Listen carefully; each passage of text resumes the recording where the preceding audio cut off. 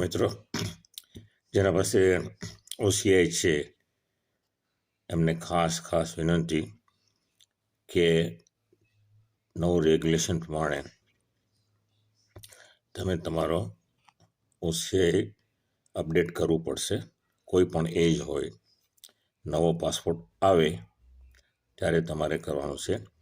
પણ ઘણાને પહેલાં કેવું હતું કે 50+ હોય, 20+ બનાવ્યું હોય તો કાંઈ જરૂર નહોતી, પણ હવે કમ્પલસરી થઈ ગયું છે કે તમારે 2022નું હોય, 2015નો પાસપોર્ટ હોય કે 17નો વોટએવર ઇઝ, તમારે હવે નવો પાસપોર્ટ આવ્યો જશે ડેફિનેટલી. તમારા લાસ્ટ પેજ ઉપર ઓસીઆઈના જોઈ લેજો, પાસપોર્ટ નંબર અને અત્યારે કરંટ પાસપોર્ટ છે ટેલી થાય છે.